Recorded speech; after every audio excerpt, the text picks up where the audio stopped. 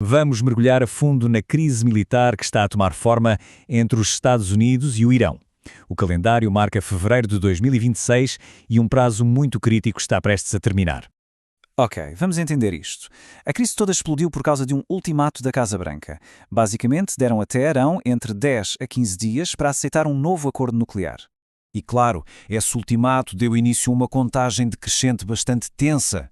E não foi um ultimato vazio, veio acompanhado da maior mobilização militar dos Estados Unidos no Médio Oriente em 2 décadas. Dá para imaginar o clima no Golfo Pérsico. Com o prazo a esgotar-se, temos 2 forças militares, poderosíssimas e muito bem preparadas, posicionadas para um conflito que parece cada vez mais inevitável. Vamos ver o que cada lado tem em jogo. Bem no centro deste cerco militar americano estão 2 grupos de ataque de porta-aviões. Estamos a falar do USS Gerald R. Ford e do USS Abraham Lincoln. Juntos, eles projetam um poder naval avassalador sobre toda a região. Agora, o que é realmente impressionante aqui é a escala da capacidade ofensiva. Temos estes verdadeiros aeroportos flutuantes, um no Mediterrâneo e outro no Mar Arábico, capazes de lançar 4 caças por minuto. E não são caças quaisquer, são os mais avançados do mundo, F-35 e F-22, já posicionados em bases ali ao lado, na Jordânia e no Catar. Em resposta, claro, o Irão não ficou parado. Estão a fortificar os seus ativos mais importantes, a criar uma espécie de fortaleza pensada para aguentar o primeiro impacto.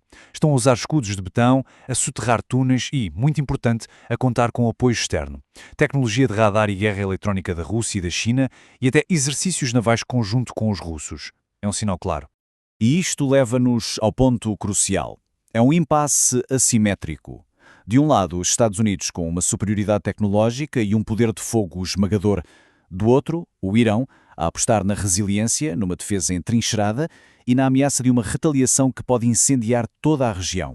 Com todas as peças no tabuleiro, os estrategas militares estão a analisar vários cenários e, como se pode imaginar, cada um deles leva a consequências radicalmente diferentes. Uma das opções em cima da mesa é uma campanha de ataques limitados. A ideia seria paralisar as capacidades do Irão com ataques cirúrgicos sem começar uma guerra total. Algo parecido com as operações que Israel realizou com sucesso em 2025. A alternativa, claro, é o cenário que escala para uma guerra total. E aí o resultado seria muito mais imprevisível e, sem dúvida, muito mais caro para todos. Envolveria uma retaliação iraniana em larga escala e a ativação de aliados como o Hezbollah e outras milícias do chamado eixo de resistência. E para complicar ainda mais este quebra-cabeças, há as enormes pressões internas no Irão. O país está a enfrentar protestos gigantescos, a economia está a colapsar, e estes fatores podem tanto enfraquecer o regime como dar a Washington o pretexto para forçar uma mudança de regime. Esta tabela ilustra o dilema de forma brilhante. Olhando para um modelo de teoria dos jogos, manter o status quo é ligeiramente positivo para os Estados Unidos e para o Irão.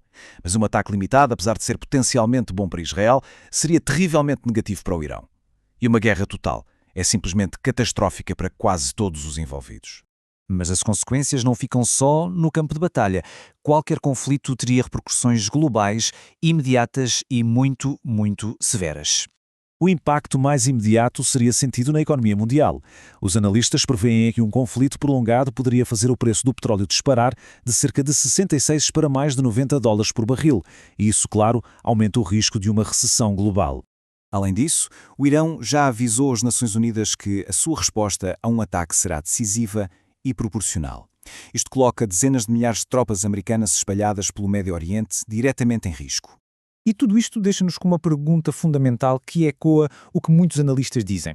Eles alertam que variáveis como a vontade popular, a coesão nacional, isso não se pode calcular. E é essa incerteza que torna o resultado de qualquer conflito potencial perigosamente imprevisível.